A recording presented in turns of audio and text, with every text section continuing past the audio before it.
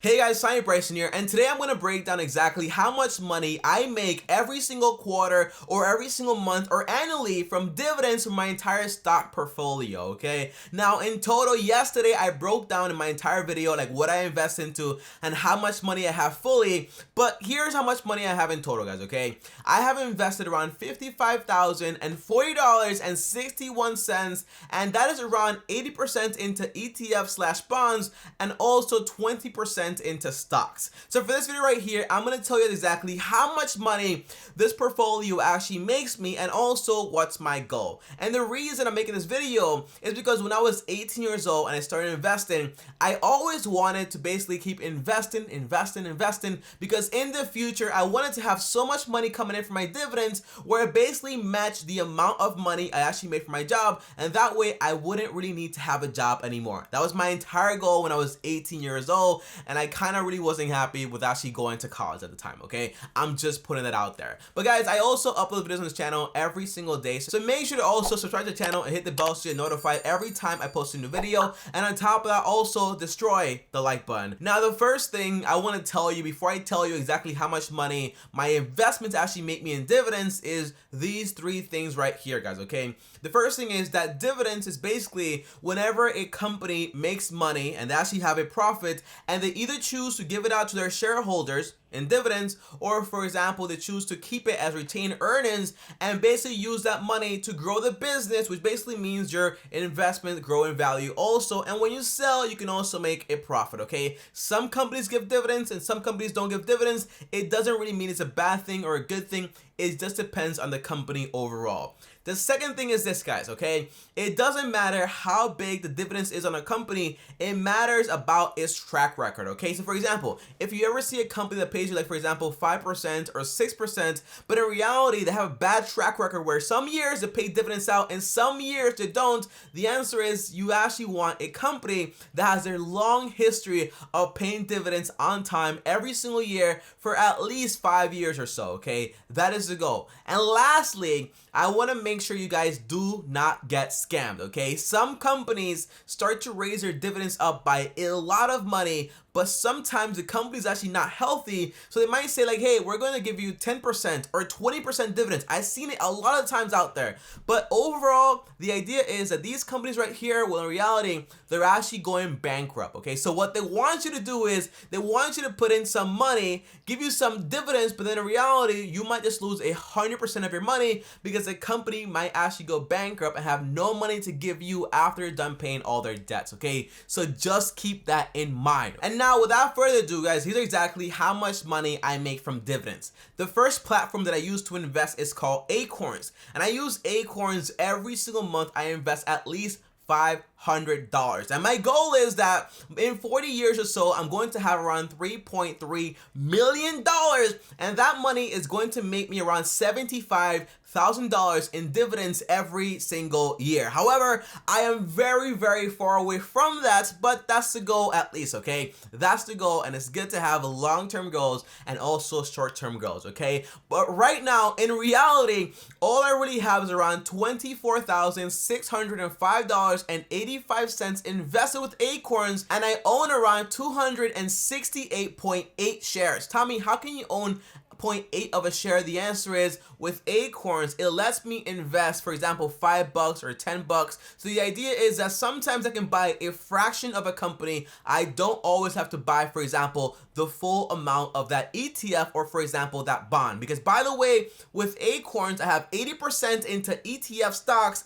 and 20% just in bonds. Acorns does not let you invest, for example, into stocks or anything like that, okay? So that's why I use this portfolio right here more for stability and investing for the very, very, very long term, okay? Now, I actually make around 2.94% on average in dividends annually with my entire Acorns portfolio. So in reality, that $24,605.85 makes me annually around $633.56, and monthly that is around $52.80. Now, again, That's not 3.5 million or 75K, but I think making 600 bucks every single year from your investments is a pretty good start. So I'm pretty happy with it so far, and it makes me happy because you know what? When I first started out with Acorns, I only had around $7.80 back in December of 2018, okay? So the idea is that back then I wasn't even making $1 from dividends, but now step by step it keeps growing. So over time, guys, if you start with $5 or $10,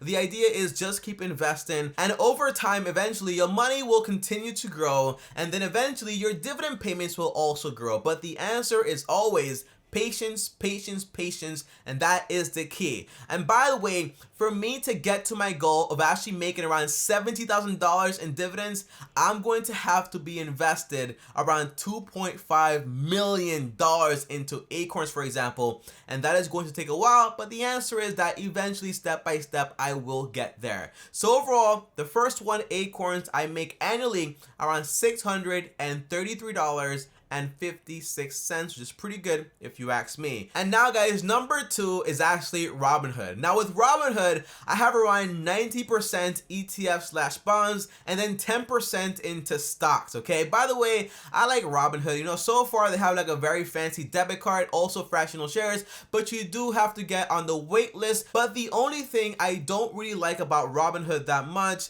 is the entire like organization of the portfolio. It gets like lost, you can't like customize things. That kind of sucks, but I do believe in the future they'll keep fixing it and working on it, because Robinhood has been improving a ton of features over the years, and I'm pretty happy about that also, and that's why I'm still using them up to this point. So right now in Robinhood, I have a total of around $11,963.95 invested, and that is around 149 shares, 0.14, okay, into ETF / bonds and also some stocks. If you want to see exactly what I invest into, I'm going to put some links down below, and that way you know exactly what I put my money into. But overall, my average dividend yield is around 3.32%. So every single year, on average, I should be making around $322.44, which is monthly around $26.87. Now, is this enough money for me to basically be out there balling? The answer is no. However, it is a pretty good start, and that's why I don't care about, like, for example, like, oh my gosh, like, I want more and more money. Like, obviously that's important, but the answer is you gotta start somewhere. So $26 overall, to me, is a pretty good start. But I do have to warn you guys, okay? All of my dividends, I don't take it whatsoever, okay? So I don't get a check or disbursement to my bank accounts. I don't do that whatsoever. What I basically do is my dividends is being reinvested back into the companies over and over and over again, and that way my money grows a lot faster, and that's my entire goal. Because although $26 might not seem like a lot, but the more I reinvest that money and the more shares I actually buy, well, eventually the more money I will make, and also the more dividends I will also get. So all of my investments are set to reinvest its dividends, okay? That is my rule when it comes to investing also. Now, number 3 is actually one of my biggest investment platforms for 2020, and that is actually SoFi. Now, the reason I use SoFi so much lately is because I also bank with SoFi, which basically means whenever I have money in my bank account and I want to invest, I can invest right then and there without having to wait to actually have my money transferred over to this card and then wait like maybe like a day or 2 days to then invest.